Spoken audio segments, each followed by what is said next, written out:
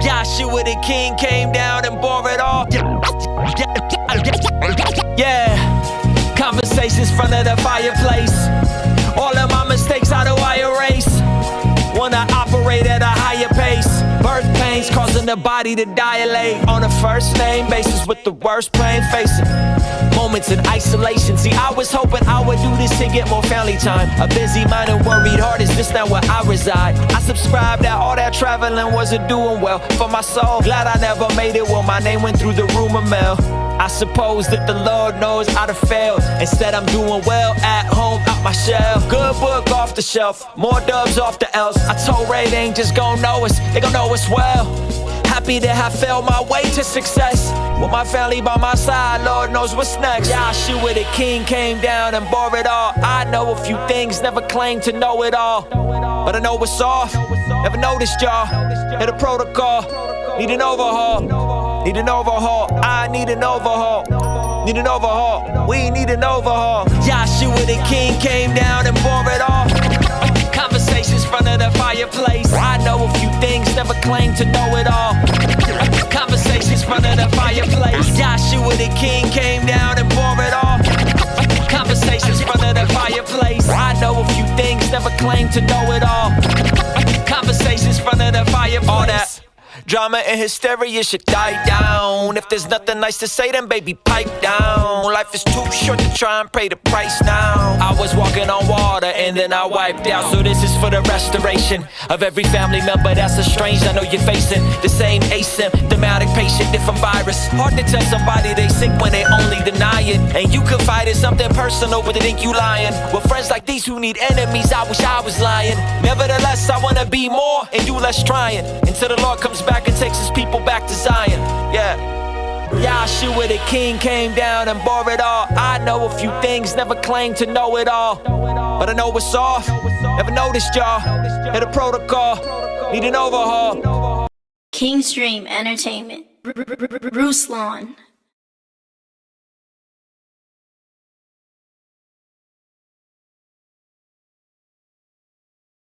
Kingstream Entertainment. All right, guys, we are live on YouTube to do our weekly page call. If you don't know what Patreon is, it is our weekly Zoom call where we take questions from the community about whatever topics they have. And so hopefully everything is looking okay on the YouTubes. The internet was acting kind of wonky. So wild, man. Shout out, no shout out to Cox. I pay like the most expensive business tier that I could possibly have, and it still gives me issues. And so listen, we just cracked 50,000 subscribers. Shout out to all you guys. I got a video dropping about that. Wanted to let you guys know about live stream tomorrow, Marcus Rogers part 2. He is coming on. He's mad at everybody who's calling him a false prophet, so he's gonna be on 11 a.m. my time. So do turn the bell notification on, all that good stuff. So yo, we got an amazing group of people, all walks of life. We got rappers in here and creators and producers and dads and moms and all kinds of cool people, folks in the ministry side of things, the nonprofit side of things, and we're just gonna be jumping in, asking their questions. So I'm gonna jump right into the homie Adamant here in just a second as I get him pinned out. If you would like to call in, I'm going to pin the link up here so that you can call in if you would like to. It's a great way to support the channel and what we do, and you can you could do that. So give me 1 second, Adam, and I'm gonna bring you in just a minute. So I'm gonna get that pinned up. Guys, if you guys could give this video a thumbs up. Apparently after you go live once in a day, or like my YouTube notification thing has been acting really wonky. So if you could give this video a thumbs up, that would help me out a ton to push it up the algorithm. And we're going to jump into my buddy's question here in just a sec. Why is this acting weird? Here we go. Boom. Boom. All right, so let's do this. And Kingstream Entertainment, Ruslan. All right, Adam, go ahead and jump right into your question, boss. You know what? Introduce yourself, because people have been asking for like introductions, because sometimes they want to look up the artist or look up whoever's asking the question. So introduce yourself. Who are you? What do you do? And then jump into your question. What's good? My name is Adamant, or Adam, and oh shoot, I hit my table too hard. No, but my name's Adam, and I go by Adamant. So on Instagram and every other social media platform, it's Adamant Music. It's ADAMEANT music. I'm a rapper / pop singer, somewhere in the middle. Don't really know, but yeah. And I'm a videographer, so I do that full time.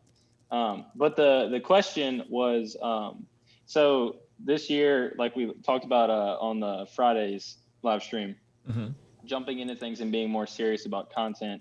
And about diversifying everything, and not just drop a song, hey, here's a song and be done, but actually consistent with the content. But the thing I was curious about is, you obviously don't want to just to post just for the sake of posting. I don't want to follow someone who puts up 1,000 photos a day, or everything he posts is just, it has no meaning and no purpose behind it. It's just kind of a, hey, here's a random picture for no reason. But I want to post every day enough to stay fresh in people's mind. I obviously don't have a music video or some stellar piece of content every day, but I could post a photo. Is posting once a day, whether that's a photo or anything else, is that too much? And then also, what is your thoughts on posting content that has like a meaning? Like when I post like me singing something, or like an idea of the song, or that's a little bit more driven, or like when you post talking about certain topics, rather than someone that's just posting pictures to post pictures. I don't know. I was just curious, what do you think is too much or not enough? Or I'm gonna be honest with you, Adam, and I don't know if this applies to your situation. When I could have posted too much content, I listened to the wrong people and didn't post enough content. This is what I mean. Before the lockdowns, I had a really good run in 2019 where I had so many interviews jam-packed. I would get booked for shows, bring my mobile setup, pump out an interview, right? And so I got to a point where I was so ahead on interviews, I could have started dropping 3 or 4 interviews a day. I didn't, because folks, well-meaning people, were like, oh, that's too much content. You shouldn't drop 3 or 4 videos a day. And I was growing, but not fast enough. The moment I actually switched on YouTube to dropping 3, 4, sometimes 5 or 6 videos a day is when I started touching the algorithm and blowing up. And so I don't know at what point and how does that apply to you. Obviously, you shouldn't drop 3 or 4 songs a day, right? But if you took a demo you were working on and made 3 or 4 content pieces a day and chopped those up and put 2 or 3 TikTok videos, 2 or 3 IG reels, and a session of you working on the song live, and then chopping that down into a smaller condensed version, right? I think that would be amazing. So most people who are asking the question is, what is too much content, aren't anywhere near producing too much content, right? Like, they're nowhere near. So like, how much could you even realistically produce to the point where it becomes overwhelming and you're like, oh my gosh. Now, too much content for you personally, maybe you burn yourself out, right? Maybe you just get exhausted doing the same thing. But I think if you're working on a song, you take that song, you're streaming the session live, then you take that and you chop it down, you get 6, 7, 8 pieces of content out of it spread across multiple platforms. I don't think you can go wrong going that direction, right? And so it's just in how quickly can you create it. This is what I mean. Yeah. At some point, when the content is good enough, it doesn't even make sense anymore. Like, it doesn't make a difference, because there's a degree of diminishing returns. You can make it too good, and then you'll make less of it, right? So you make it good enough, and you release as much of it as you can. That would be my advice. And I think you're there, Adam. I don't think you can make a bad piece of content, in my opinion. Like, you're past the point of making a whack song. You're past the point of making a whack video. Like, I think if I'm you, I'm going all in and making as many videos as I possibly can. You see what I'm saying? And so, like, with my type of content, these videos, video switchers, cutting angles, this whole bit, right? I can make a bad video for me by saying too much or whatever, right? But I can't really make a bad video because people will look at the aesthetic, just the aesthetic alone. The fact that I'm on a 1.4 lens on this camera, the fact that there's a moving thing, and just the aesthetic alone, it looks good enough. It looks good enough, and therefore it looks professional, and therefore I can't make too much content. Like, I really can't. Right now, YouTube may play with my algorithm and not push my videos up and not turn the bell notification on, whatever. That's not a problem. I'm not too worried about that. But if I'm you, I'm making as much content as you could possibly put out without sacrificing your mental health, because that's important too, right? So that would be my advice, man, is like, how can you make the most amount of content but make it as good as possible? And I think nowadays, with working on demos, snippets, that kind of stuff, I think that is super dope. Meaning that, like, Nick D will throw up demos. If a demo pops off, boom, he'll put the song out earlier, right? So if there's a snippet, it pops off, he'll put the song out earlier. You know what I mean? Yeah, he did that for Fine Apple, didn't he? He did. He put up Fine Apple. Fine Apple was like a tease thing. That record popped off. Boom. He ended up putting it out earlier because it got momentum on TikTok, right? And so that would be my same thing to you, is like, bro, if you're working on a record and a record goes viral on TikTok and it's not coming out for a month, but you're just kind of testing the waters, you could put the record out in 2 days and come back around and keep pushing that thing, you know? Yeah. Hey, and then for like you were talking about the way that Curtis King does, you know, the chopping down long form sessions to make multiple pieces of content. As an artist, I guess in my and I haven't like watched one. I've like jumped in and out for 5 minutes, but not actually like fully watched one. But like for a producer, you have, you know, your screen, you're in one spot, you have a couple angles, like what you do, for example. And even when you live stream, you making music, you're sitting in one spot. Yeah. You know, you have the so and I don't know if you've ever seen my studio. For like my setup, I have like a little booth that I go into, and so like if I live stream something like that, what is, in your opinion, the way to make that good enough? Obviously, we're not shooting, you know, it's not gonna be perfect. It's not gonna be a music video, but like, how do you make that good enough to keep people's attention if they're gonna sit and watch, or to make a piece of content? Are you talking about specifically a live stream of you working through a song? Is that what you're getting at? Yeah. So you make a live stream of you working on a song. If you can, I would upgrade some of the equipment, maybe add a couple different angles if you could afford to, you know, because live streaming is different. Live streaming, you kind of want to set it and forget it. You don't want to be moving the equipment and changing stuff, and you know what I mean? Like, you really want to mount those cameras, leave them alone, get the lighting right, set that stuff up, forget it. There's no I'm going to set all this up and tear it all down. Like, that's not how it works. You're not going to create anything that way. In the same way, if your microphone and your stuff is set up and you got to randomly set it up from scratch, you're just not going to record as much music. So with live streaming, you got to be intentional about, I'm setting this up and forgetting it. When I start doing mobile stuff again, I got a separate video switcher, I'm gonna have separate 3 cameras, separate everything, separate stands, separate lights, separate everything, a separate backpack that's always set there and ready to go, because if I have to tear all this down, I'm not gonna be as inspired to create. So I think live streaming is the same. So how you could do it if you had that, even if you had 2 or 3 cameras, is you could have your computer as one, picture in picture. You could have a separate camera as your main camera, maybe another camera, and then live stream. Say it takes you 3 hours to write a song. Do that entire song, and then go back and literally mark the parts where you nail your takes. I'm keeping this take, I'm keeping this part of the beat, I'm keeping this, and then go back and say, now I'm gonna trim the entire thing down to 10 minutes. I'm gonna do this just to show you guys, because I feel like I've gave this idea to multiple rappers and producers and no one's applied it yet. But I'm gonna do this exact process. I'm gonna work on a song live and then chop it all down and make it a 10-minute video, and people are gonna flip out and be like, "This is incredible, Ruslan!" And I think it'll be a whole new lane for musicians to leverage live streaming on YouTube. Mark my words. Do you think live stream is the route, or do you think doing like actually filming it and then chopping it? I think whatever you can make a lot of is the route, Adamant. Whatever you can make a lot of. If it's a song every week, if it's 5 TikTok videos a day, a live stream a day, a live stream every other day, a live stream that turns into 5 or 6 TikTok videos, whatever you can make the most amount of, that would be my suggestion, right? So I like live because I like the spontaneity of it. I like the watching the chat come in. I'm so accustomed to it, right?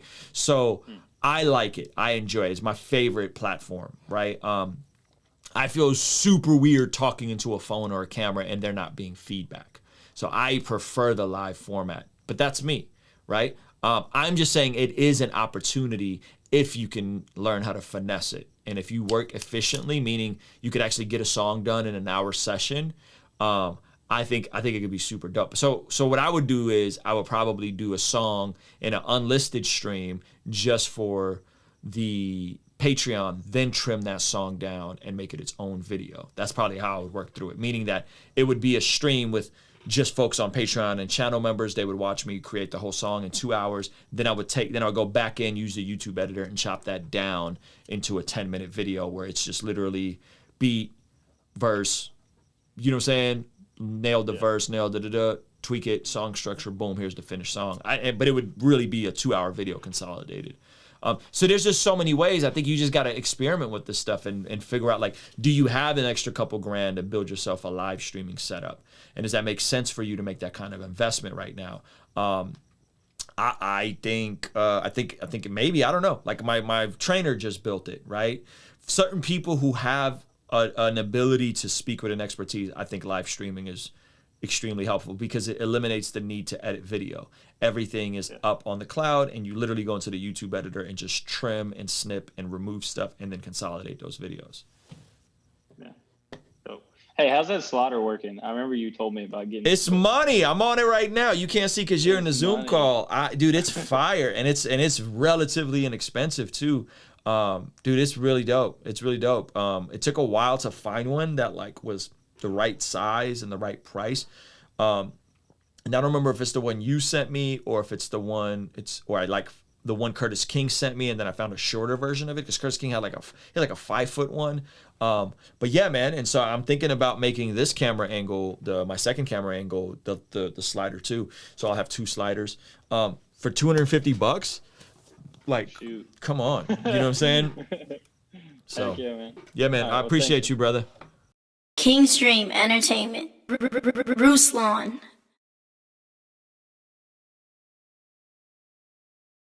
All right, I am live with Kelly. Introduce yourself. Hey y'all, I'm Kelly Cornog, and I run a community called Barefoot and Childless, and it's mainly for stepmoms who do not have their own children, and I administer to blended families as well. I'm on YouTube, Instagram, and Facebook as Barefoot and Childless. Thank you. I'm gonna look you up right now so I can remember to subscribe. Barefoot and Childless. Yeah. And so, okay. Oh, here you are, Kelly. Here we go. Sweet. Okay. And so that's really cool. So you guys, kind of are experts or voices for blended families, but specifically stepmoms. Am I following correctly?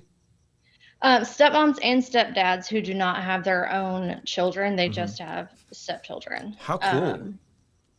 Yeah, it's a little difficult some days, but it's very rewarding. This whole blended family community, it can be very segregated on who has their own kids and who doesn't, and there's just a lot of shame around step parents who don't. So what I try to do is say, hey, God chose you for that family and for those kids, and you need to ask him why he put you there, basically. Amen. And what your specific mission is in that situation. And it's kind of getting some attention, and so I've had to kind of build out my editorial calendar, and I've got that all set up for basically the rest of the year.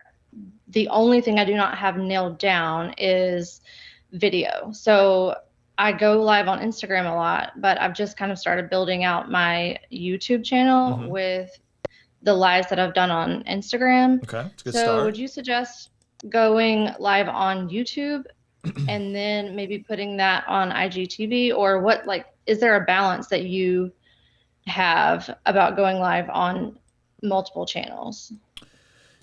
Yeah, so here's the thing with the live format. If you have something to say and you have some experience public speaking, it eliminates a couple of things. It eliminates you overthinking your videos and over editing your videos and over scripting your videos. That alone can suck out so much of the inspiration for so many of you. Is like, oh, I'm just gonna sit here and I'm gonna write it out word for word and I'm gonna do this whole thing, and it just completely drains the creative part of it. So live forces you, what you said is what you said, and it forces you to one take. And one taking your videos is actually a principle from Casey Neistat, who's ironically enough a vlogger, and he makes these amazing short films. But whenever he speaks into the camera, he goes, only one take. That's it, one take. I don't do that. So it's a good just discipline as a content creator.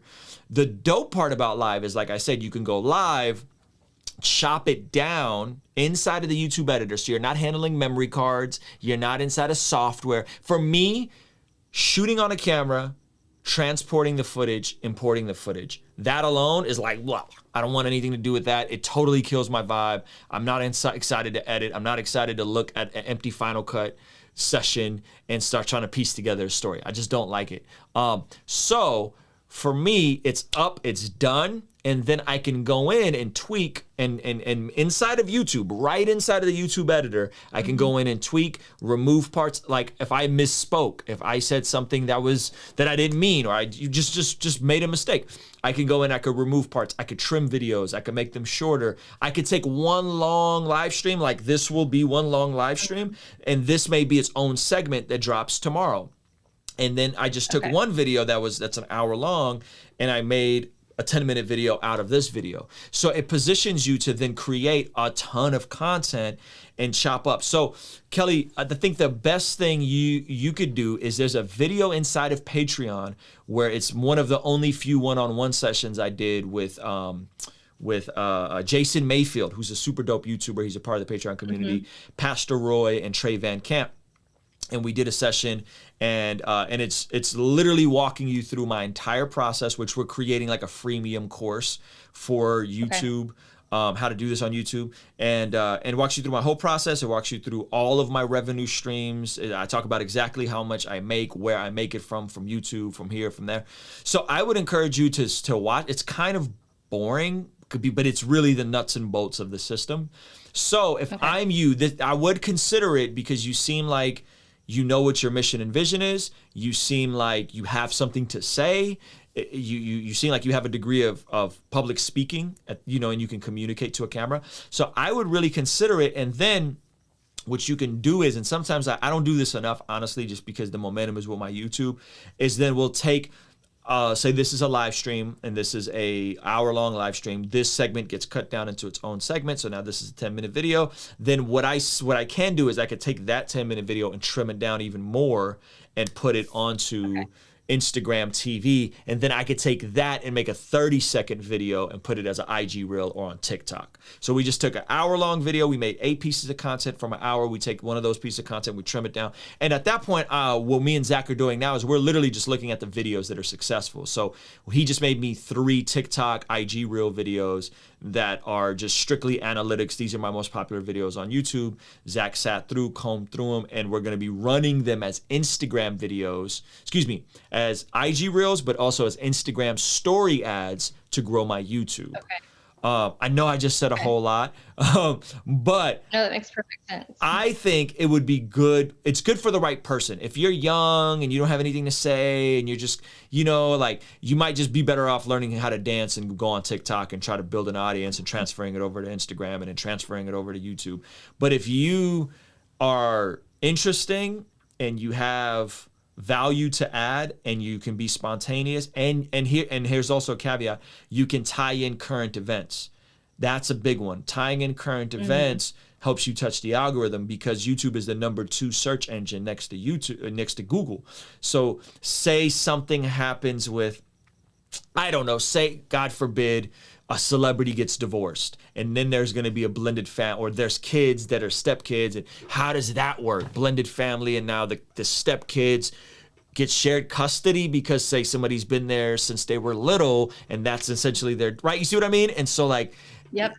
That's a great thing for you to commentate on, right? Oh, that's a great idea. Yeah, so that's what I mean is like you can then add your value and say, gosh, man, this is going to be a tough season for these kids. This is going to be a tough season for these people, and yeah, it's going to be a tough dance to take stepkids and throw them in a whole new situation, and right, and now the stepkids are with visiting step parents and a new spouse, so now they got like two step parents, right? It's just so that would be like I would be curious to hear your advice on that.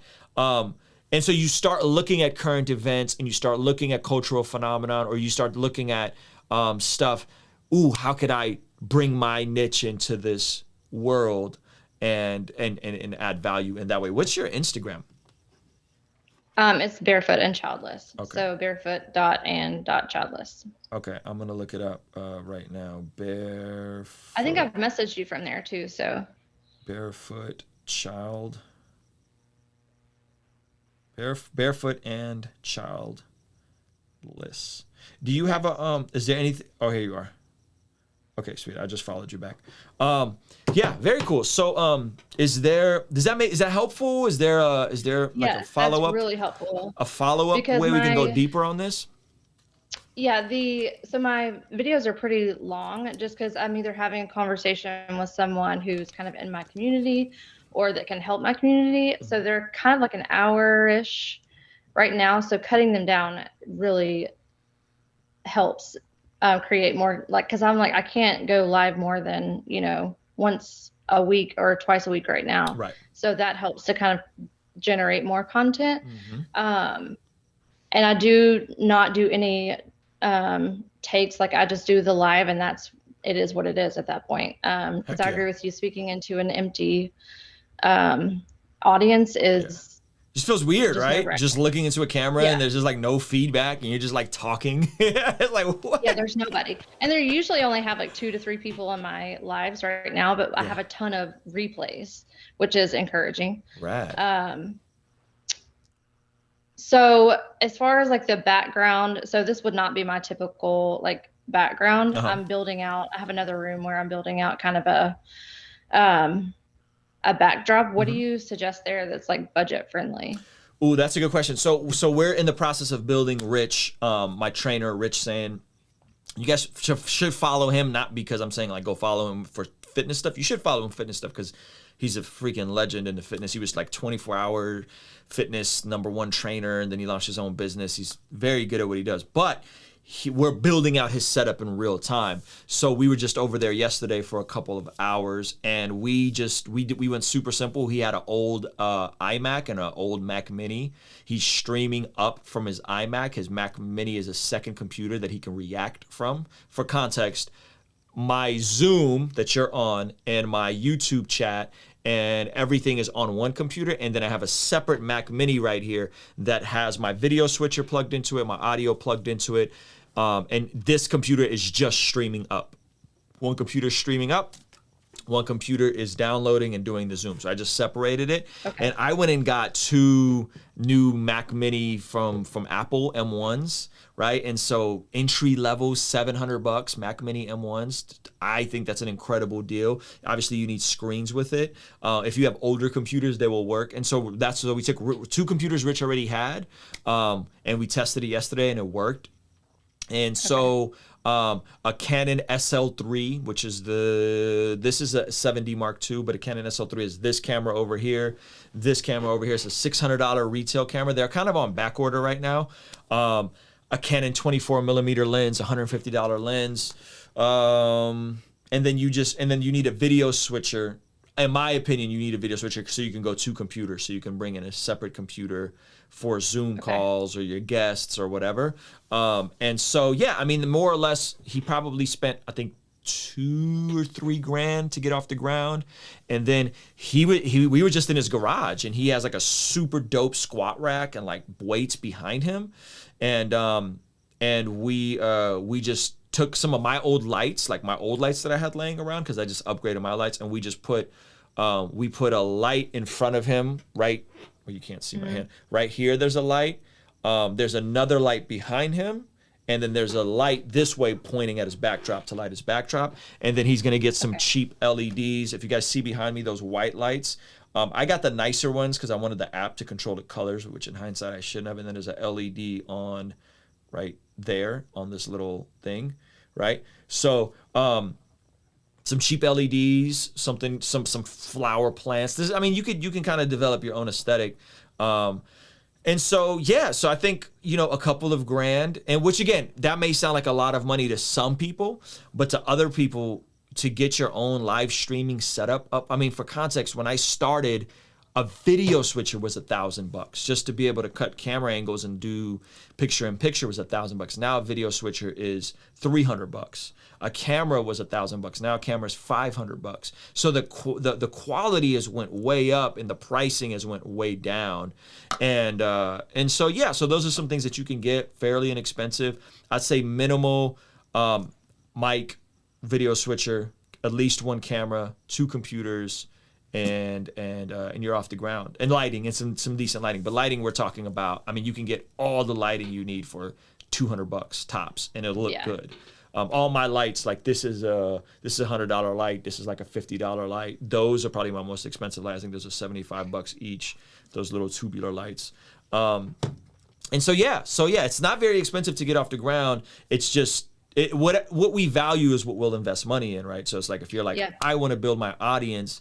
I think this could be a good way. It's not for everybody. Again, certain people who already know how to video edit, certain people who already are good storytellers, going the vlogging route may make more sense for them. I'm strictly speaking of like, how can a creator make as much content as humanly possible with the least amount of work and the least amount of people involved. That's my objective with everything I'm doing, is like, how could I touch and reach as many people as possible with the least amount of effort? Cool. So you said, one more thing. You said on the previous question with Adamant that you posted like a few times a day and like found a balance to touch the algorithm. Did those cut pieces of content, you probably said this, did those cut pieces of content help you touch the YouTube algorithm? Yes, so great question for 2 reasons. Reason number 1 is the sheer volume of just creating makes you better every time you create if you're deliberate. So the 10,000 hour rules, meaning that I've made almost 1,000 videos. I'm a lot better now than I was on my 100th video, than I was on my 500th video. So just the sheer volume, the more stuff you make, the faster you'll make it, the better you'll get at making it. So there's that component. The second component is the more you try, the more you'll see what works. And then the more you try, the more you can touch the algorithm. Meaning that if you get all your videos at a certain quality and you find that one niche, and it just so happens that this is the thing that people are searching for, and your video gets ranked up, that's an easy way. So for example, Zach Sparazzo, whose channel isn't even monetized, meaning that you got to get a certain amount of watch time and hit these different things. His channel is not even monetized, and like his 4th video reacting to UFC news touched the algorithm because some random blog posted it and it got like thousands of views.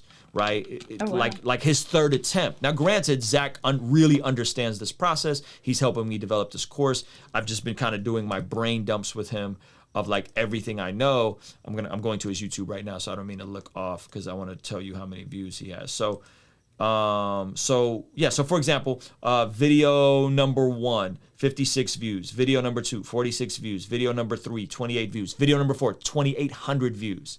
Right? He touched the algorithm. Video number 5, though, he's back to 21 views. Video number 6, 30 views. Video number 7, 331 views. Right? Video number 8, 31 views. Video number, you see what I'm saying? And so you do enough, and then you start touching the algorithm, and stuff starts moving. So you just got to try. It's just like trial and error. Okay. Very cool. Thank you so much. Kingstream Entertainment. Ruslan.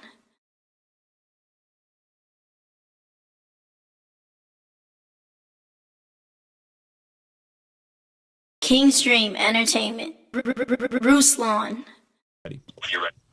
What's up, bro? What up, man? Not much. How everybody doing? My name is UJ. I'm in the Air Force. I am 22 years of age. I have a YouTube channel with my wife. It is The name of it's UJ and Tiff. It's not. It's just UJ and Tiff. Oh, she got to correct me. UJ and Tiff. Okay, I'm gonna check y'all out right now. I'm nervous. Chill out. But You good? I also have an Instagram. It is _UJ the Human, right? Yeah, I think so. UJ the Human. Dope. but I just subscribed. Your thumbnails are fire. Hey, appreciate it. That was you see, that was my wife's idea. She the one who put that one together. Thank you, Jesus. Appreciate it, bro. But was I okay? So my question is more so trying to get a general idea of how the evolution of a creator is. Okay. So I want to how was for you when you first started, you know, with your creative journey, and when did it actually cement within you that this is exactly what you wanted to do and that this is what you were going to do? My creative journey was interesting because all the things I didn't want to talk about were the things that got me popping. So like, I didn't want to talk about faith. I didn't want to talk about social issues. I didn't want to talk about politics. And literally, but just oddly enough, those are the things that are closest to me. Those are the things that I'm most passionate about. But I wanted to go onto YouTube and do the typical, like, let me add value and give people marketing advice and be a rapper, right? And it's like all of the things I didn't want to talk about, as I tried and talked about them, those are the things that popped off for me. So I think first and foremost is self-awareness and what are you guys most passionate about, right? So I'm looking at your channel. You guys are doing a lot of like relationship stuff, right? So so just make sure that you guys are most congruent in that thing. Like if you guys are like, is this the stuff you're genuinely the most passionate about? Relationship stuff, relationship books, like I see love languages on here, being honest, right? Is that what you guys are most genuinely passionate about as a couple? Or is there some other stuff that maybe you're a little afraid to talk about? Maybe you're a little scared to talk about. Maybe you just aren't sure, but you know, as I'm talking about this, maybe those topics are coming to mind. Those are actually more near and dear to your heart. And what will happen is this: the audience member, this is my theory. I think you guys know when I'm being incongruent and faking the funk. I think people can tell when Ruslan is on here just trying to be a YouTuber instead of this is Ruslan fully pouring himself and making himself vulnerable and being honest in the communication of what I'm sharing with the audience. And for me, I stayed away from the stuff that was most personal to me. I was afraid to talk about it. And then the more I pressed into it, just because I don't have like the typical faith views, meaning I don't belong to a specific camp. I'm not a Calvinist and I'm not a charismatic, and I'm kind of all of the above. Like I kind of like everybody, right? Or just like, if people are like, what do you mean you got to pick a team? Like, no, I don't. I think everybody's cool, right? And I think there's value from everybody. But, and I think the stuff we're most divided over are secondary issues that we really shouldn't be divided over. So I press into that, and then people say, oh, you're playing the fence, whatever. And it's like, no, my faith is certain on a couple of core doctrinal issues, and the rest of the stuff I'm open to. That's very complicated to communicate. However, the people that get it really get it. The people that get it and get that, like, oh, we shouldn't be split over denominations. We shouldn't be caught up on secondary issues. We shouldn't divide over politics, right? Those people really get it, and those people go deep with me. So what is that thing that's kind of unique to your guys' marriage, unique to your guys' experience that you can go deeper on? Because there's probably people out there searching for these topics. There's probably people out there looking for someone that has that experience of, say, maybe you guys talk a lot about being a couple in the military and what tension that presents, right? I remember me and my wife would watch Army Wives when we first started dating, right? We were so fascinated, like this inside look of this community of women and their husbands are away and they're deployed and just how they got to support each other. Maybe that there's some, I'm just throwing that out there. I have no idea, right? But maybe you're in the military, you're serving the Air Force. Thank you for that, by the way. And that's a sacrifice on your wife as well. She has to now share you with the military. And maybe you guys make more videos about that. And then there's other wives that are looking and other spouses that are looking for like that nuance, and not to be up here, be perfect, like you guys got it all together. That's another thing about my channel is I'm intentionally not perfect. I'm intentionally willing to step out on a limb and say something and change my mind. And I'll tell, I ain't got perfect theology. If you're here for perfect theology, I am not the guy. I'm processing a lot of stuff externally, and you get, maybe that's an element where there's a rawness there of you guys sharing that and her being vulnerable of how it's tough to share you with the military. I don't know. Again, I'm totally freestyling, right? But you see what I mean? You go deeper on topics like that, which is probably hard for you guys to talk about, right? Like that's probably the stuff that you don't want to be talking about is like, oh, bro, you want me to tell you it's like to be away from my wife and be in the military and, you know, miss her and da-da-da. So, but what I'm saying is I think there's something in those vulnerable things, in those uncomfortable conversations, because there's other people thinking about this and trying to process that. So that will be my advice is like, bro, what is the thing you guys are afraid to make a video about? Like, make that video. Literally one thing came to mind immediately. There you go. It might be the same thing. It may not be the same thing. It might be two different things. Yeah, got you. Okay. And for your music, right? Okay. I'm assuming music was your first creative outlet. Yes. Okay. How old were you more or less when you first started your music? I started professionally selling music when that was in stores, like at my local Christian bookstore when I was 19. It was 2004. So it was a long time ago. And then a lot has evolved since then. Okay. And how was that journey for you in terms of, well, I guess this is two questions in one. I'm not trying to take up all the time. So how was it for you emotionally in terms of like potential discouragement or not having motivation and whatnot? And secondly, what was your community looking like around that time? Like, were you around other creative people? And if you were, how would you say that helped you with your progress as a creative? I had to be intentional about building a creative community because I'm in San Diego, which isn't really a hub for music. So I was the guy building the open mic and throwing the events and booking my favorite artists to come into town, which gave me favor with my favorite artists to get features on the low, build relationships. And then that also made me a big fish in a small pond because folks knew if they wanted to do something in my area, they had to reach out to me. So that helped me build relationships. So I had to go out and essentially build the community. And that helped me a ton because nobody else was willing to do that kind of work, right? And then you kind of have your hands in so many different things.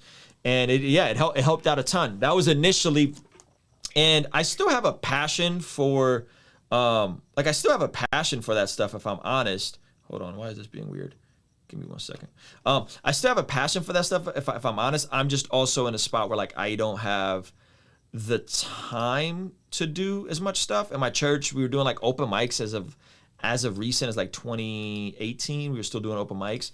And so being a big fish in a small pond is very much so underviewed, right? Like I got an artist friend named JB, and he's in Oklahoma City, which isn't like a hub for music, but JB is like the man in Oklahoma City. And he's gone on tours with Murs and Propaganda because of it. He's opened burger restaurants. He owns a venue. You know what I'm saying? And JB is that guy, and he teaches at the local college, right? And so JB may never be like a famous rap star, but JB is the guy in Oklahoma City, and he has a lot of favor with the community there, right? And so you could be a big fish in a small pond by simply just putting in effort into building a community there. I didn't have a community, so I had to build one. You know what I'm saying? The more you put yourself out there, the more like-minded people find you. And because you guys are in the military, that may allow you to potentially do that in a couple of different areas. You know what I'm saying? Just something as simple as like a meetup. Like, yo, we're all meeting up. All the creatives, we're just going to meet up at the park and do an open mic. You know what I'm saying? And like outdoors, again, I don't know what the lockdown restrictions are. And then before you know it, people are showing up, and then it becomes a thing. And then like, who puts this together? Oh, it's the homie UJ. You know what I'm saying? Oh, what does he do? Oh, he got a YouTube channel. Oh, he does music, right? And so it gets spread very, very quickly like that. And I was a part of the slam team in my city. I just kind of threw myself into stuff. As you get older and you get married and you have kids, you can't really do as much of that kind of stuff.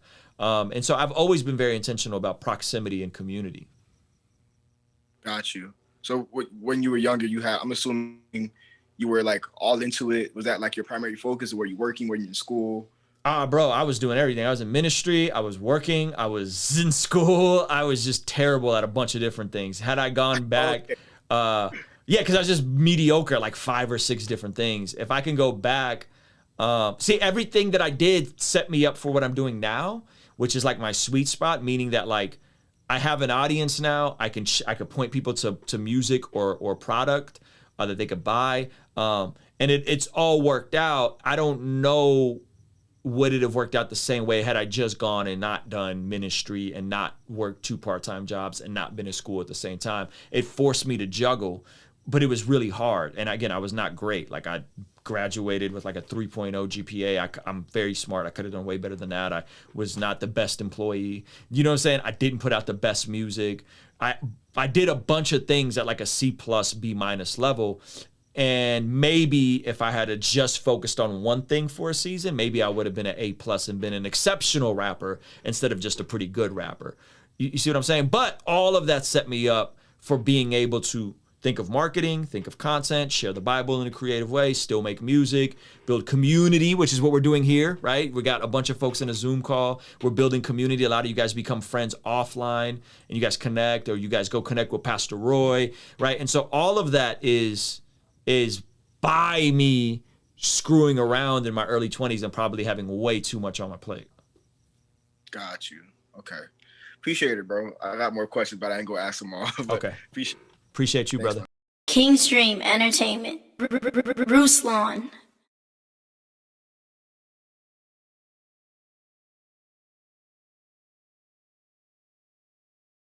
Kingstream. All right, my name is Juan Luis Ayala Jr. I'm Puerto Rican. I'm in the Air Force. My man. From Miami. I'm 22 years of age. I'm stationed at Oklahoma. So you mentioned JB, so I'm gonna ask you about that. That's the last question though. Okay. But there's 2 questions that I have. Because outside of the military, I started getting into 2 different things, which was obviously music. Mm-hmm. I came to Fridays, several Fridays to show you my music, to review it. Mm-hmm. Stocks, I already was into that, studying that for like months now. But Hey. the third, I said, hey, good job. yeah, but GameStop is really, yeah. But we're not even gonna get to that topic. But the third thing, which is what I'm really interested in, and I already know you have a lot of experience on that, is the streaming aspect. I already spoke to UJ about this. Personally, I used to play a lot of video games when I was a kid. I'm pretty sure a bunch of kids in the group chat, in the Zoom call, did the same. Someone is saying no. Yeah, so I know a lot of people, including myself, we used to utilize gaming more so as an outlet. Okay. To get our minds off of things that are going on in the home or personal life with our family or school, whatever the case may be. So I wanted to try to utilize that, like the Twitch platform or something like that, or the YouTube platform, to sort of like bring like a podcast-ish type of thing to it. Like this is all a brand new idea, but it's like wanting to discuss with people who play video games and things like that, but talk to them about serious topics that they won't typically talk to anyone about. And that's like a random burst idea that I wanted to bring forth into the air about it. Like I never talked to anybody about it other than UJ and my mentor. Another thing was like the YouTube channel and stuff about my, the struggle situation that I spoke to you about in another video. Struggling with sexual sin since daycare. Like not a lot of people experience that type of stuff. But it's something that I always wanted to bring forth to people, whether it be a community of people or just like a random individual. It's just something that I was interested in doing, but I wanted to utilize that within a YouTube platform type of thing. I love that. But yeah, those are the 2 like vaguest ideas that I wanted to bring forth to you. I think they're the same idea. I think live streaming around the niche of video games and sharing your story, I think is pretty cool.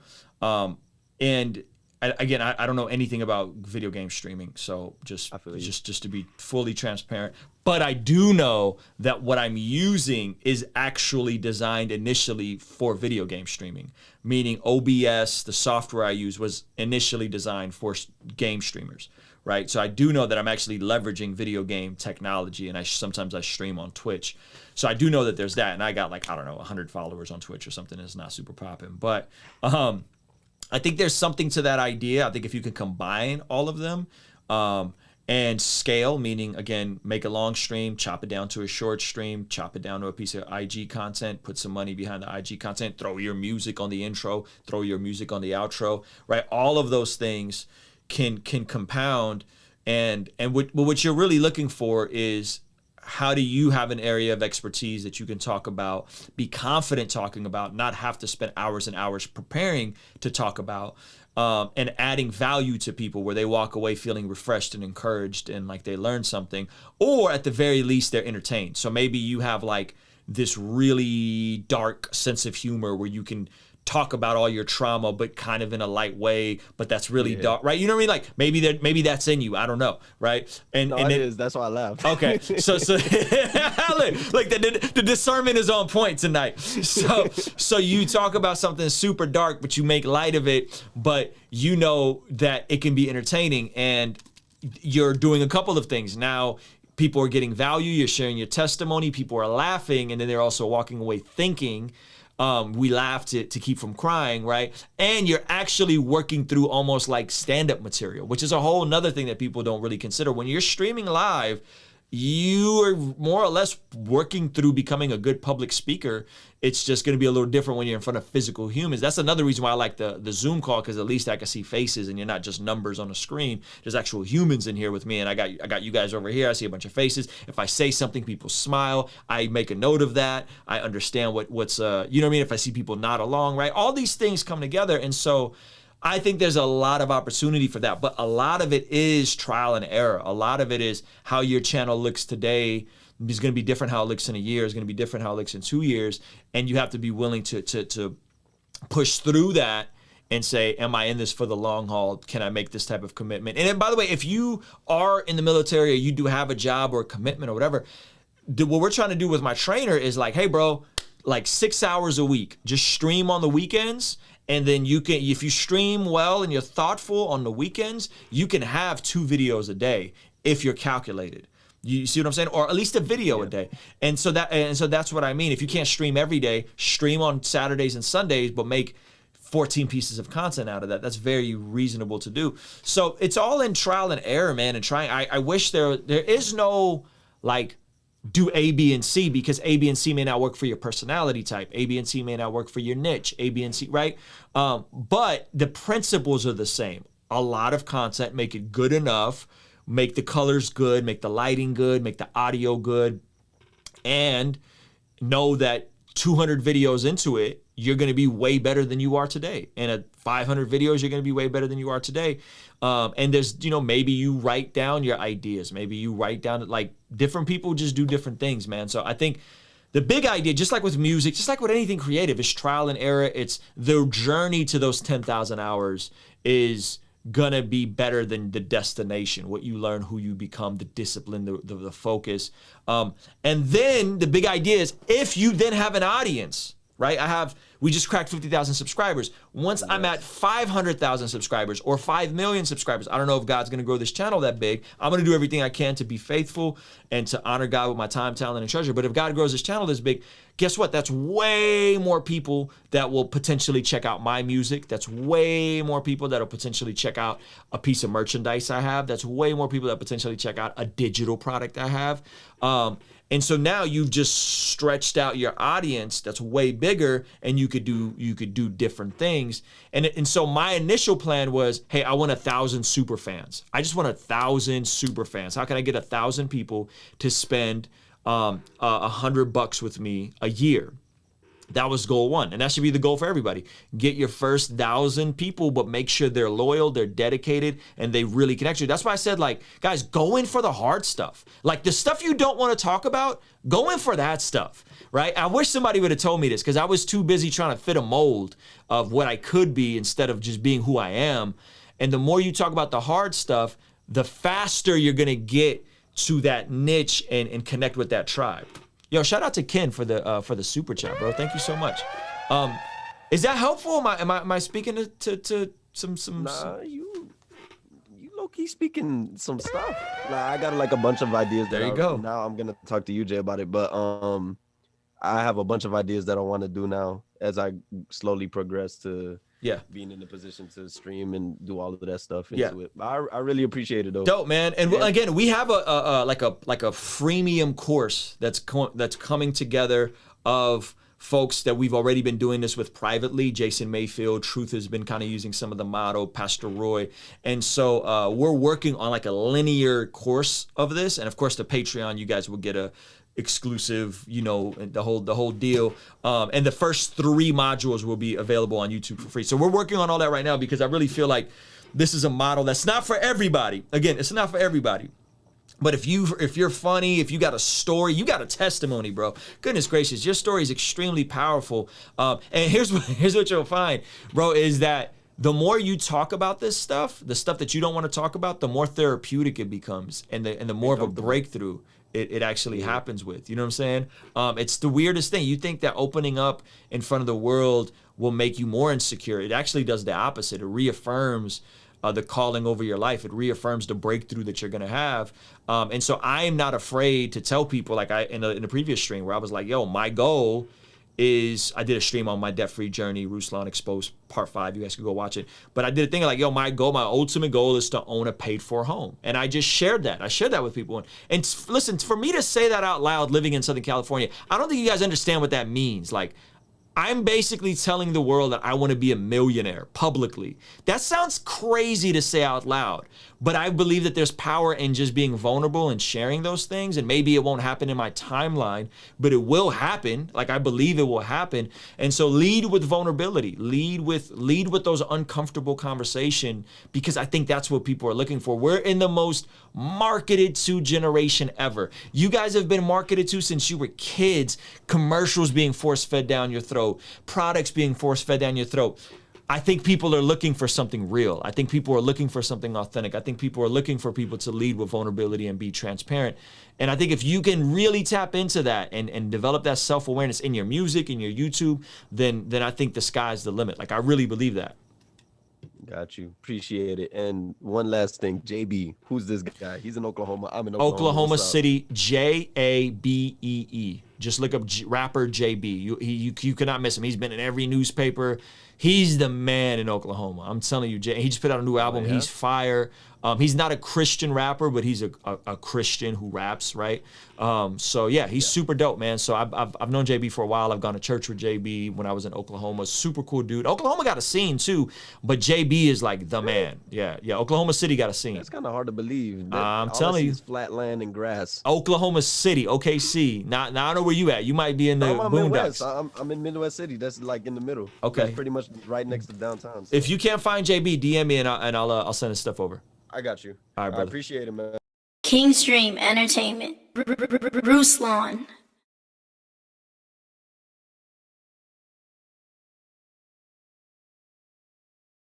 On. All right, can you hear me? I can hear you. Awesome. So my name is Maya Warren. I have a YouTube channel. You can just type in Maya Warren and I will pop up. And I also do Instagram, Facebook. I am a part of a worship team at my church. I'm a graphic designer. I sing, write music, self-produce. Very cool. So I do a lot. And I'm a college student and I'm about to graduate this semester. So my question kind of follows the same theme of what we've been talking about. Mm-hmm. And if I sound a little out of breath, it's because we just had a fire drill. You're good. No, that's why you left earlier. Yeah, somebody doesn't know how to cook yet again. So my question is, well, to give you backstory, about a year ago, again, like I said last week, I started my YouTube channel and I was doing worship covers and I was really comfortable with that because that's my wheelhouse. It's kind of something I've always done. Yep. And then I pivoted to kind of talking about something that's more personal and vulnerable, which is chronic migraine disease. And with that, I found that even though I am an expert in that area, I'm struggling with this this pattern of kind of self-doubt where I'm like, should I put this out here? This is kind of personal. You know, is this something that could help people? Yeah. And because I'm used to sharing other aspects of my life, like my life, of living with ocular cutaneous albinism. I know that like the back of my hand. I have no problem sharing this. But as far as the chronic migraines go, because it's so personal and it literally is in every facet of my life, it's just kind of daunting in a sense to kind of share that with the audience of people.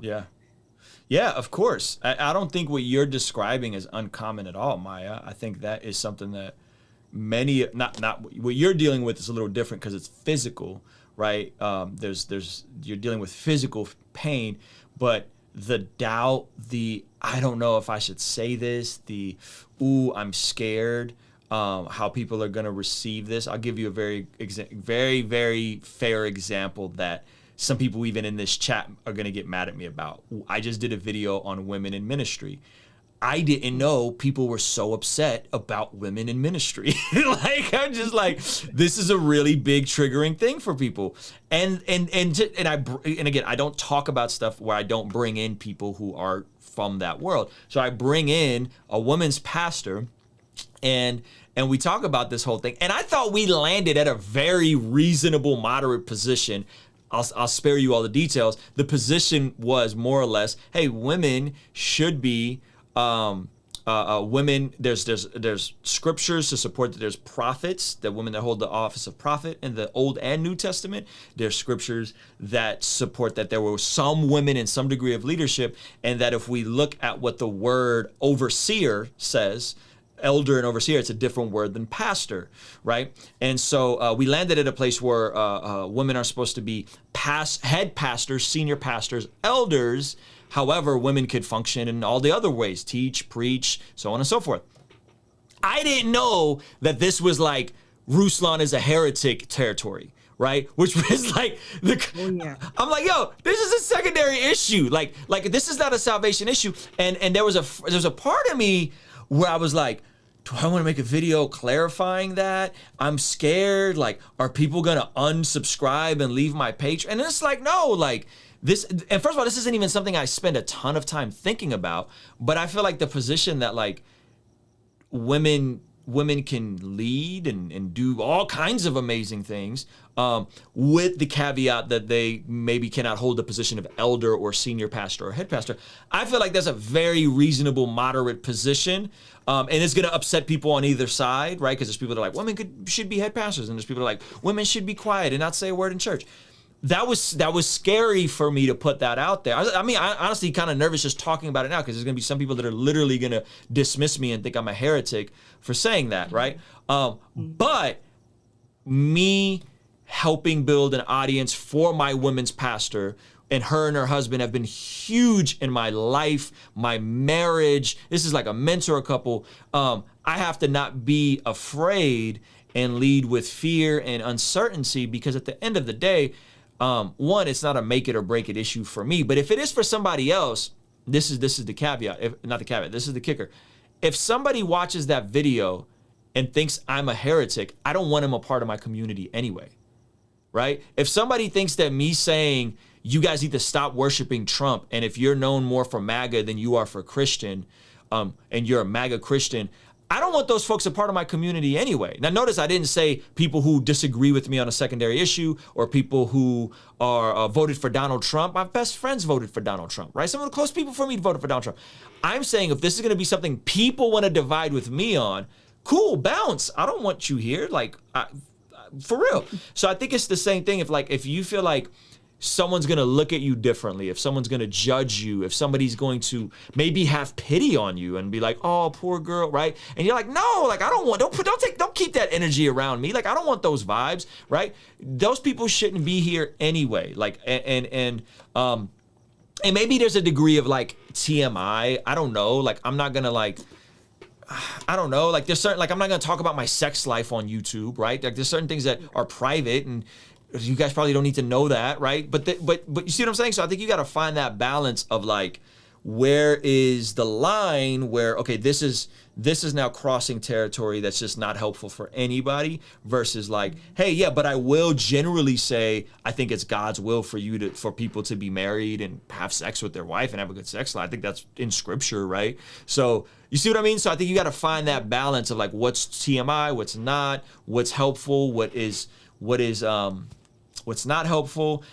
But I will say, Maya, I think at the end of the day, what you're going through is so unique, and I would encourage you to lead into that and to be courageous and to be fearless and to leave it all on the floor, because, again, I think you'll find it more therapeutic as well as it adding value. And that's the weird part about like this space, is sometimes the stuff we're afraid of adds value and it helps you, right? Just talking about this stuff openly can be so refreshing, and then you find other people that relate and understand, and you're like, yo, we can support each other, we keep each other accountable. So I would lean into that. I feel like that stuff is helpful. Again, my opinion, you have to follow your conscience and follow your gut, and do what you think is right for where you're at. And maybe there's certain stuff that maybe you shouldn't share certain stuff in this season. Maybe you need to just warm up and just get more comfortable in front of the camera. Maybe 6 months from now, right? And you have to be okay with not touching the algorithm and not growing or refining that. There's no right or wrong way, Maya. I think you got to do what's best for you, like what makes sense for you as a creator. Yeah, I appreciate that. I released a video last Friday on basically the question of why me, God, and the revelation about that question is something that I gained in the middle of one of the worst migraine attacks that I've ever had in 2020.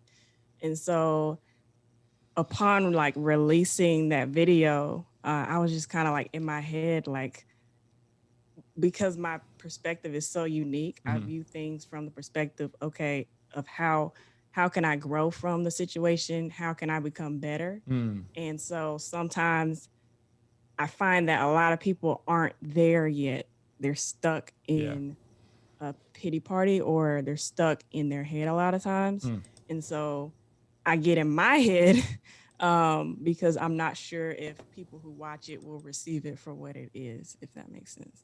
Yeah, no, I understand. I don't understand because I haven't dealt with it, but I understand the thought process, and I think that I think you're very brave for sharing that, because that's some heavy stuff, and it's a thought that everybody will think about at some point. I feel like on some degree we'll all have that, like, why me, God, right? And I think somebody that's like, look, this is what I deal with. You are sitting here upset, Ruslan, because you rolled your ankle playing basketball, or you pulled your hamstring doing sprints, and you can't, this is what I'm really dealing with, right? And I think that just provides a lot of value for me personally. So thank you. I've had a plethora of injuries, so I can relate to you on that. Thank you so much, sis. King's Dream Entertainment. Ruslan.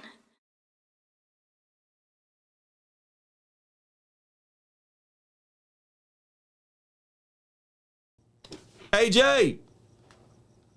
Oh, you froze, champ. And you're muted. I froze and I'm muted. And you're muted. There you go. You're back. Go for it. Introduce yourself. Well, hey, everyone. My name is AJ for short. I'm a Christian hip hop artist, and I also make YouTube videos and Instagram stuff. And first thing I wanted to say, Ruslan, you are my favorite heretic. I want you to know that. I wrote that in the Zoom chat. But the question that I wanted to ask was, obviously, like I'm making music and stuff, and this year I really feel like I've started to see some fruit in some of my YouTube endeavors. So I want to put more time and effort and energy there. Last year, I started a podcast with my friend Kristen, who does more film kind of stuff. And so we were like, oh, she does film and is more in the like production industry world than I do, music. And I'm more in the like underground Christian artist world. So I want to come together and start a podcast. Love it. And so our podcast has its own YouTube channel as well, and its own Instagram. I have my own YouTube channel and my own Instagram, looking into content planned for the new year. As we're transitioning the podcast over to Spotify, do I still try and keep everything separate? Like AJ for Short is over here, and then the podcast, Passion Fruit Project, is over here, like separate YouTube channels, separate Instagram? Or do I maybe just let the podcast live on Spotify and bring in clips on my YouTube channel? I know Trutha has like his podcast that he does aside from his YouTube channel, but then I know that you take your own YouTube videos as your podcast. So I'm just curious what you think about that in terms of where should content live when you have multiple things going on. I feel like I did that, and I think if I can go back, I would focus on one thing. Right? Like just master one YouTube channel, master one platform, master one thing. And if it's a side thing and you can work it in, cool, work it in. But that would be my advice, is do one thing really, really well. So if the main priority is AJ's YouTube channel, then just go all in on AJ's YouTube channel and scale the content to other platforms, whether that's Spotify, whatever. So right now it's just YouTube. It's like, it's just YouTube for me. That's it. People are like, Ruslan, you should start a separate YouTube. You know, hey, have you thought about doing this YouTube or that, this and it? Like, nope, I'm just doing one thing.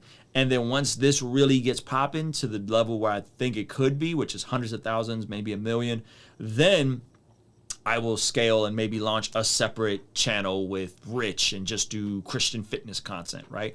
But what's the point of me trying to launch a separate channel when I could just help somebody launch a separate channel? I don't need to, you know what I mean? Like, I don't need to be on that channel and do a whole nother thing when I could just help somebody who's an expert launch their own channel and figure out a way to make that work where it makes sense for both of us. So that's what I'm doing, is just like, I'd rather just help other people do their thing.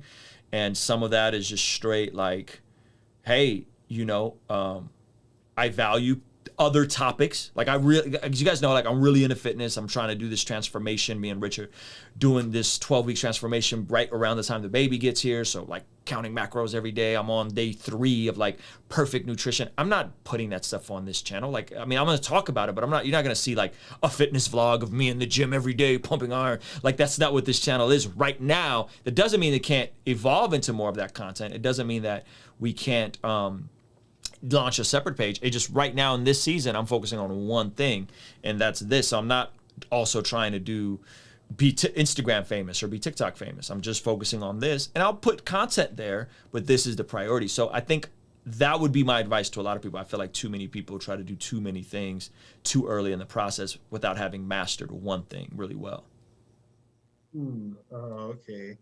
So like, would you say, so I think you're kind of like alluding to what you're doing with Rich, where you're helping Rich start his own YouTube channel on his own, separate from what you are doing as Ruslan. Yep. So then should I try and be like, hey, Kristen, why don't you let this thing be your own, and I can just show you some of the skills and how to do it, and then I just be separate and not do the podcast with her anymore? Maybe. Or you say, hey, Kristen, the podcast is going on my YouTube channel. You're welcome. Okay, for sure. Right? You're welcome.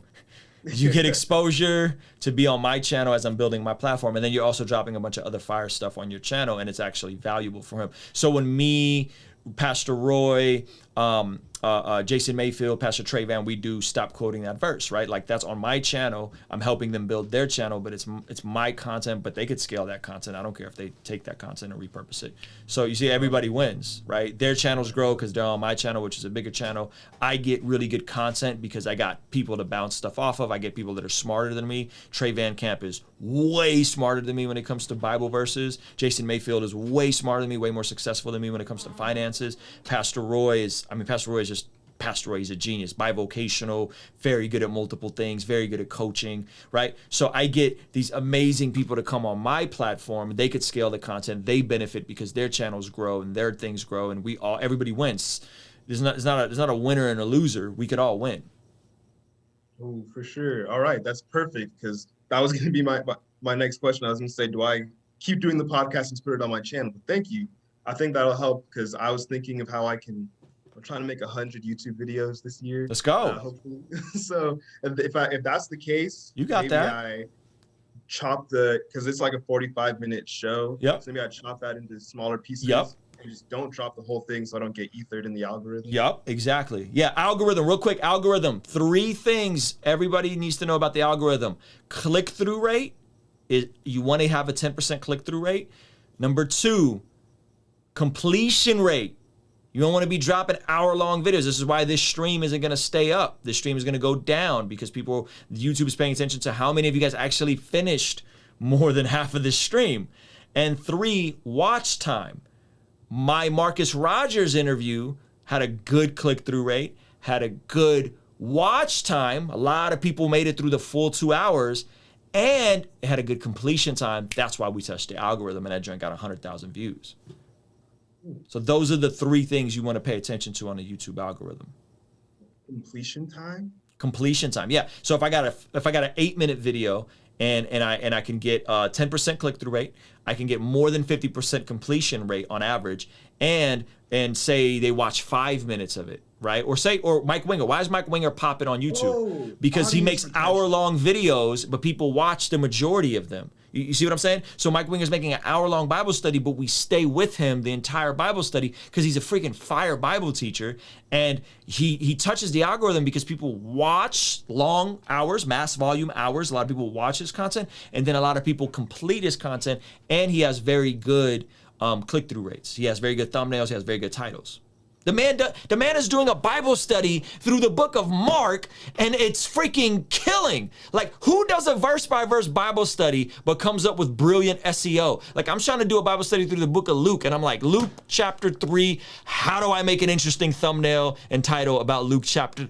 You see what I'm saying? Like, the dude is a genius, and that's another great resource. Go subscribe. Mike Winger has a separate YouTube growth channel just for Christian creators. It's like 5,000 subscribers. It's super low key. Some of the most valuable content you'll get for Christian YouTubers on YouTube is on Mike Winger's growth channel. It's straight, and it's like straight. He's just giving it away. There's no course. There's no right. He's just giving it away. So go check that channel out. It's really fire. Absolutely. Thank you, Ruslan. Appreciate it. Kingstream Entertainment. Ruslan.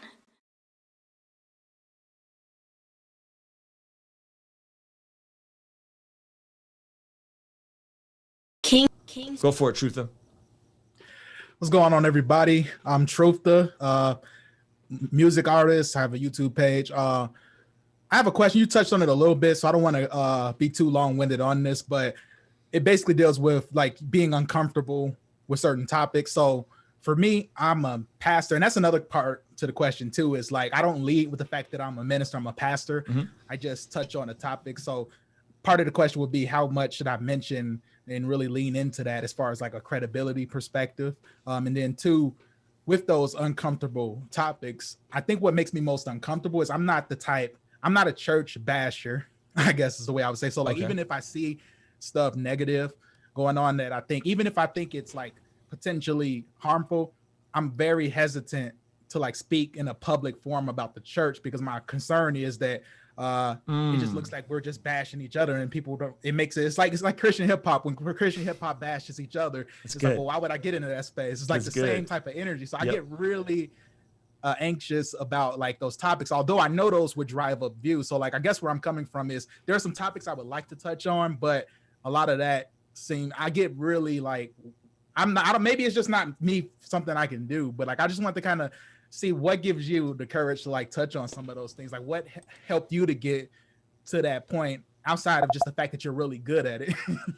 Well, Trutha, I feel like you have been touching on some of that stuff. Like, if I'm going to your YouTube right now, shoot, why can't I find your YouTube? Trutha, let me see if I search Trutha. You feel like it? Trutha Rapper. Let's see if I search for Trutha Rapper. You probably just got to type in Trutha. I did. It's not coming up. That's whack. Okay. That's not good.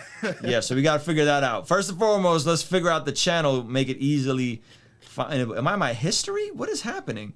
I'm literally at home searching for Trutha Rapper. Yeah, I had to click it gives you the did you mean, and then I clicked the right one, and then it shows all my stuff. It doesn't even give me the what do you mean. Anyway, Trutha, I feel like you've been doing some of this stuff fairly well. I see your videos all the time, so I don't remember everything you've covered, but I feel like you do a good job of like current events. To do interesting stuff. You don't have to do like divisive, polarizing stuff. You know what I'm saying? Like you can do stuff that's like a current event and you tie in like a biblical theme into it, right? So it doesn't all have to be like combative, right? Especially if that's not your energy.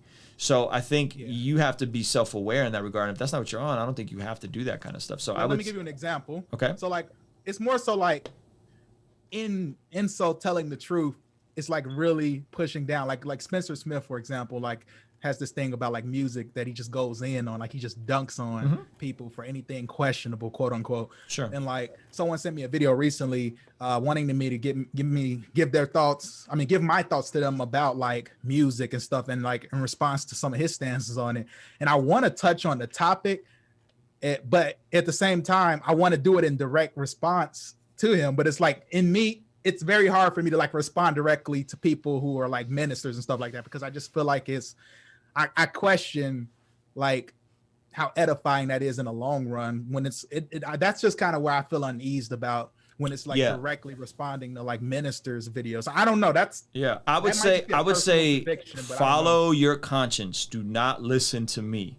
Okay. The flip side of that is if I think someone's in error, and if people think I'm in error, hey, make a video. Hey, come on YouTube, let's talk about it. I think that actually helps. So my video about Spencer Smith specifically was followed up with a DM sending him the video and says, let's go live and talk about this. And he didn't want to go live. We talked about it. We had a beautiful conversation offline, right? And so it's like, I think most people are more reasonable than you think. You know what I mean? And so I think if you have something to say about somebody and you're like, yo, there's certain things that I don't want to talk about just because I don't think it'll be helpful. I'll give you an example. I am not a big fan of John MacArthur. I think he's just wrong on multiple issues, right? With the way he approaches the charismatic thing to his social views. I think he's just like numerously wrong on like 5 different things, right? And so I don't need to make a video about John MacArthur. Like, I don't give a crap. You know what I'm saying? Like, I'm just not going to talk about it. Now, if John MacArthur says something wild and it's trending, then maybe I'll make a video about it. But he's over there doing his thing with the reformed, hyper-reformed people who hate all charismatics and think we're all social cultural Marxists. Let that man live, man. That got nothing to do with me. I don't, you know what I mean? So like, I don't go looking for trouble, but when I know there's intersections that cross over, meaning like there are people that watch my videos and watch Jeff Durbin's videos. And when Jeff Durbin makes videos about the woke Christians, and I personally know, I don't know Pastor Eric Mason, but I know his work and I know how solid Pastor Eric Mason is. I'm like, yo, you're bugging. Like, you're out of your mind because you never even had a conversation with the person that wrote Woke Church. So stop it. Like, and then you're trying to be cool and edgy and cuss. Oh, we're gonna cuss. Like, you're a clown to me, right? And I have no problem with saying that. I'm not a respecter of persons because he holds the title of whatever. Like, he can be wrong. He can be wrong, right? And so I think that's where I struggle. It's not that I don't think they could be wrong. It's actually the opposite. I do think a lot of people are wrong, but because I don't have like the relationships with them, and I'm just seeing stuff, it's just like part of me wants to like respond because I feel like I can see here. That's okay. So to be fair, I know Jeff Durbin watches my content. I know he knows who I am. They've reacted to my videos before. You know what I'm saying? So I know he knows who I am. I've reached out to him. I've offered to go on his platform. I've offered to bring him on my platform. The dude don't want to have a conversation. He don't want to have a conversation. But if you say something wild, like everybody who wants to support social rights issues is a cultural Marxist and is perpetuating Marxism in America, like I'm going to say something about, and I'm not even the super duper woke, let's become socialist guy. Like I'm actually way more conservative in my views than I am liberal, but you're now talking about people that I hold near and dear to my heart. And I know you know who I am, and I'm willing to have a conversation with you, but you're not willing to have a conversation. So cool, but I'm still gonna make this video. And I think I stand by everything I said in my Jeff Durbin video, even though it made some people upset. I'm okay with making people upset. Maybe that's my thing, is like, I really don't, it doesn't matter. Like, I'm gonna speak on behalf of truth. And by the way, and I'm also willing to be wrong. So if someone corrects me on something, I'll be wrong. I'll be like, oh, my bad. Like, there was new information presented. I didn't have these variables. I'll make a video and change my position. Victor Marx is one of those people that I was wrong about his character. I stand by my points, but I was wrong about his character, and therefore, we became friends by me making a video about him, right? Like, who would have thought that I would become friends with this very conservative guy? You know what I'm saying? And so I think I don't know. I think people who want to be valid points. People who want to be friends and really genuinely seek to understand will make an effort to seek to understand and have a conversation. Victor Marx hit me up right away. We talked. Like, I made one of my most scathing videos about Victor Marx, and this dude reached out to me and we became friends. Almost to the point where I want to take the video down, because I don't disagree with anything I said in the video. I disagree with my tone of the video because I actually really like him. Okay. No, that's real helpful. I think so. I feel better now about it because I think in my mind I was avoiding a lot of things because they didn't necessarily cross the line that you're referring to, but I really wasn't. It just was like, oh, I could do this, but nah. I guess I'm gauging it right. I was just a little bit. I was feeling like I was missing out on opportunities to speak that would be helpful and also mutually beneficial. But part of me was just not wanting to just throw out somebody and just make in an effort not to make it seem like I'm bad mouthing something. Yeah. I never do my videos for views. Yeah. Like, I don't approach it with like, oh, this one is going to go. Like, stuff goes because it goes. Like, it'd be super random. You know what I'm saying? The videos that pop off be the videos I don't think are going to pop off. I didn't think that Marcus Rogers interview was going to be all that. You know what I'm saying? Like, I was just like, oh, this would be cool. It's a cool video. He wanted to come on. Cool. He's coming on tomorrow, by the way, too. So that should be fun. I know that one's going to do well, by the way. But I got something up my sleeve for that one if everything pans out. I don't want to talk about it publicly. But so I think some of it is like, yo, a shout out to Uriel for the generous super chat. I think you follow your conscience, you follow your gut.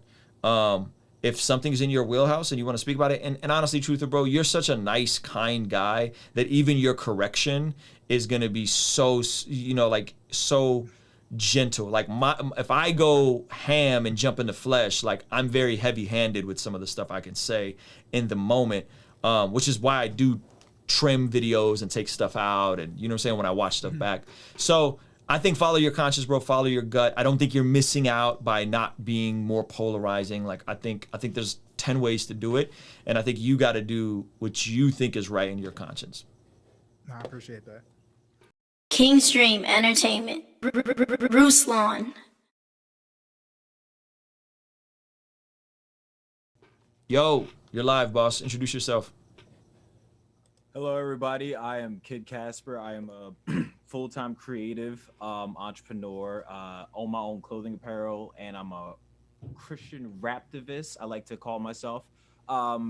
Roos, I have a question about, I guess, like, church hurt in a sense. I'm in this weird season where I left my old church last year, I would say, during the summertime, and I'm in this weird place where, like, I'm looking for the community aspect of, like, one, finding a new church, but with quarantine, it seems to be extremely difficult. I don't know if you had any advice in that area by chance. Whew. Man. Church hurt. Gosh. I had a lot of people around me early on that were hurt by the church, folks that like were not disfellowship, but like, yeah, more or less disfellowship. Like somebody have a baby out of wedlock and they get like kicked out. You know what I'm saying? Like, you can't preach here no more. Like that kind of stuff. And so like I had that around me fairly early on. So I always maintained a very high view of like the bride of Christ while maintaining a very, I don't know if it's a low view or accurate view of humanity. So I'm almost looking for someone to fail me.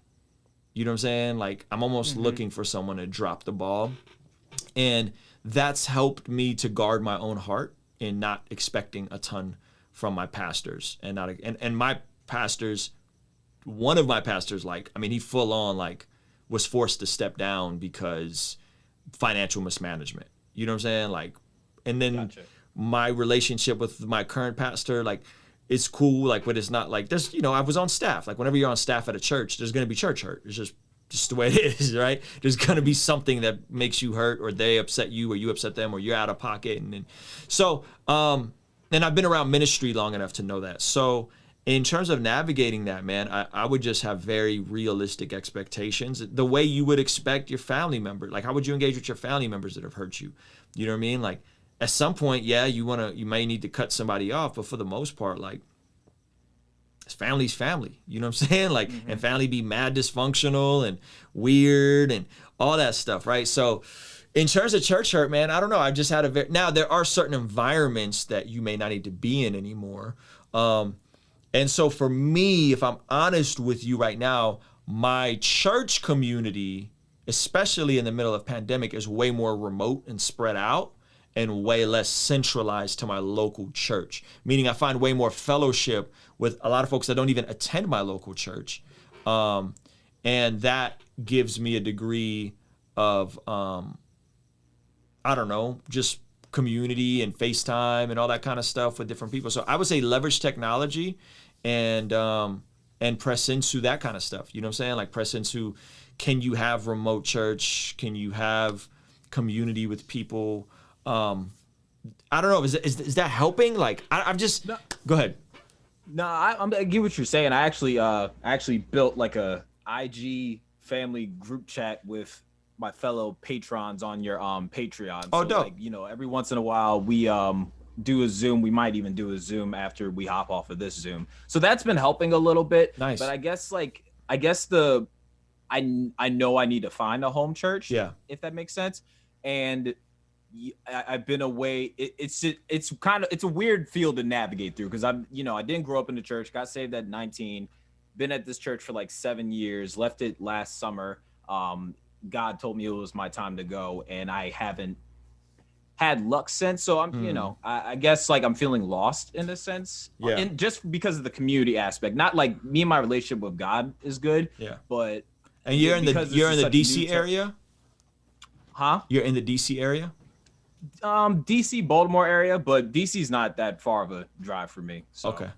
Okay. Yeah, I mean, maybe, I don't know if there's anybody here that could reach out, or somebody in that area. I'm trying to think of who I know in that area that has like a solid church. I'll definitely keep my eyes and ears open. The flip side to all this is like, there's no such thing as like a perfect church. You know what I'm saying? Like, there really isn't. There's just people trying to do their best, you know? And there's going to be something at every church you're going to have an issue with. I do, you know what I'm saying? And so I think you just have to be okay with that part. Like, there's not going to be a perfect church, and there's always going to be something somewhere. DeJuan Tyler just said Destiny Church in Columbia, Maryland. So maybe you could check that out. But yeah, I think I'm looking for. Alexandra Hackett said she's in that area. So guys, what's your Kid Casper? Is your IG Kid Casper?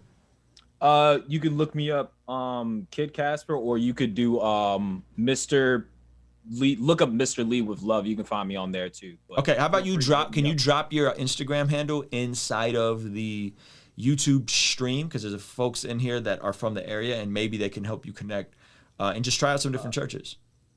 I'll do that, and I'll even do that in the Zoom chat too. Dope. If that makes it easier, but I got you. But all right. Thank you. Appreciate you, brother. Kingstream Entertainment. Ruslan.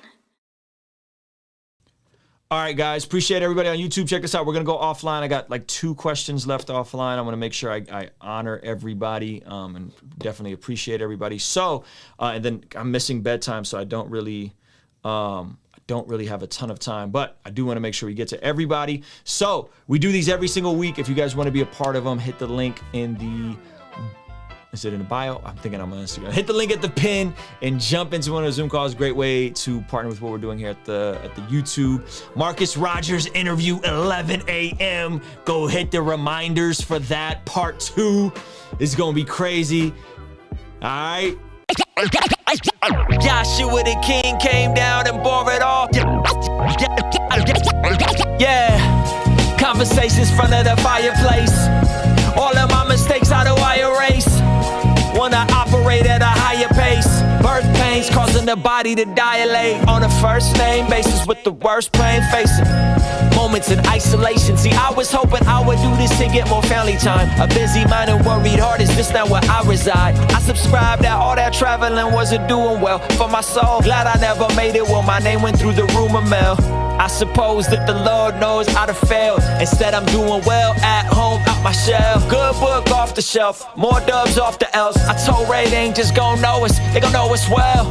Happy to have failed my way to success. With my family by my side, Lord knows what's next. Yahshua the King came down and bore it all. I know a few things, never claimed to know it all. But I know what's off, never noticed y'all.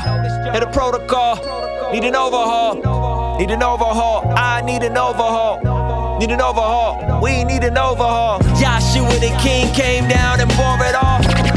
Conversations front of the fireplace. I know a few things, never claimed to know it all. Conversations front of the fireplace. Yahshua the King came down and bore it all. Conversations front of the fireplace. I know a few things, never claimed to know it all. Conversations front of the fireplace. All that drama and hysteria should die down. If there's nothing nice to say, then baby, pipe down. Life is too short to try and pay the price now. I was walking on water and then I wiped out. So this is for the restoration of every family member that's estranged. I know you're facing the same asymptomatic patient, different virus. Hard to tell somebody they sick when they only deny it. And you confide in something personal